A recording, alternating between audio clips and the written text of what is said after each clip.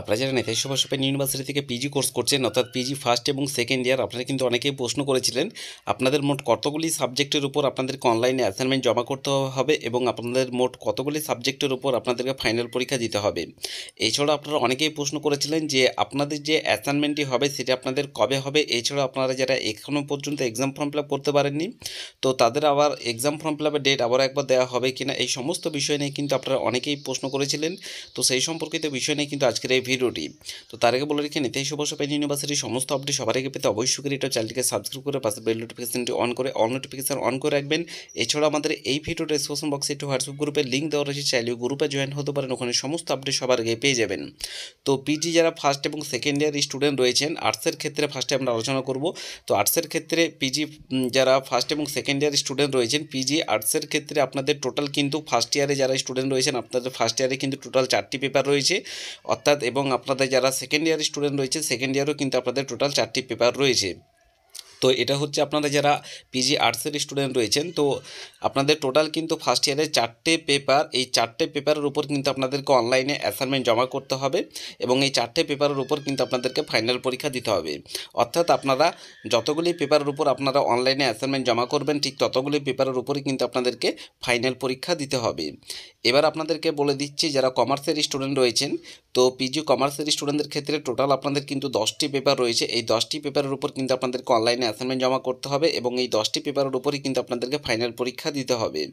এবং যে সমস্ত ছাত্রছাত্রী রয়েছেন যারা বিলস এবং আপনারা যারা বিলসের স্টুডেন্ট রয়েছেন এবং যারা এমলিস করছেন এবং অন্যান্য যে সমস্ত ডিপার্টমেন্টের স্টুডেন্ট রয়েছেন যারা, যেমন হচ্ছে আপনারা এমএসডাব্লিউ স্টুডেন্টদের ক্ষেত্রে টোটাল কিন্তু 6টি পেপার রয়েছে।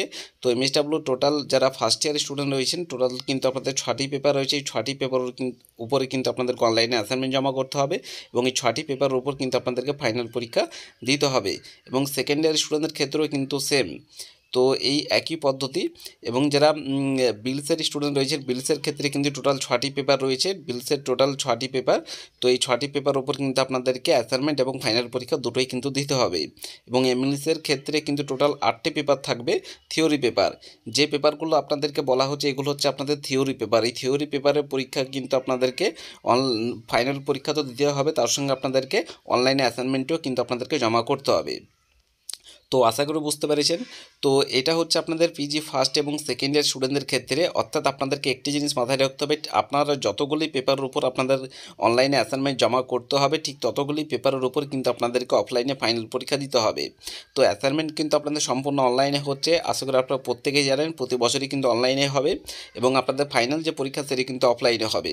এবার আপনারা কিন্তু অনেকেই প্রশ্ন করেছিলেন আপনাদের এই অ্যাসাইনমেন্ট এবং ফাইনাল পরীক্ষা কবে হবে। তো এমনিতেই ইউনিভার্সিটি প্রচুর আপনাদের লেট করে দিয়েছে, তো সেক্ষেত্রে এই মোমেন্টে আপনাদের এখনও পর্যন্ত সঠিক ডেট কিন্তু কেউ আপনাদের এখনও পর্যন্ত বলতে পারবে না।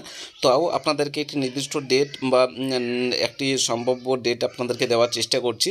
তো ফার্স্ট আপনাদেরকে বলে দিচ্ছি যারা এক্সাম ফর্ম ফিল আপ এখনও পর্যন্ত করতে পারেনি, যেহেতু আপনাদের নেতাজি সুভাষ ওপেন ইউনিভার্সিটিতে প্রতি বছরই কিন্তু এক্সাম ফর্ম ফিল আপের দ্বিতীয়বার সুযোগ দেওয়া হয়। তো সেক্ষেত্রে কিন্তু বিগত বছরগুলিতে যদি আমরা দেখে আসি সেই বিগত বছরগুলিতে কিন্তু প্রতি বছরই দিয়েছে।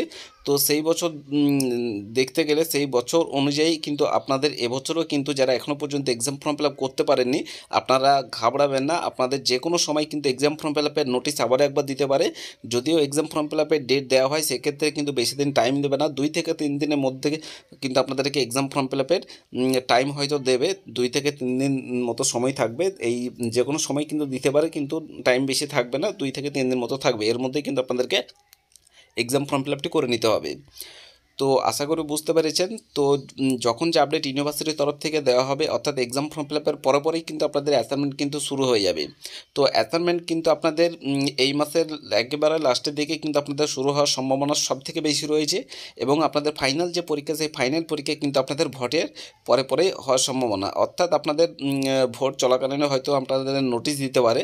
তো যখন যে নোটিশ আপনাদের ইউনিভার্সিটির তরফ থেকে দেওয়া হবে সেগুলো আপনারা ফলো করবেন, কিন্তু এই মোমেন্টে ভোট এই ফাইনাল যে পরীক্ষা সেই ফাইনাল পরীক্ষার ব্যাপারটা এখনও পর্যন্ত সঠিকভাবে কেউ বলতে পারছে না, ভোটের আগে না পরে হবে এটা ইউনিভার্সিটি থেকে নোটিশ না দেওয়া পর্যন্ত কেউ কনফার্মলি আপনাকে দিতে পারবে না। এই জিনিসটি কিন্তু আপনাদের ধোঁয়াশার মধ্যে রয়েছে।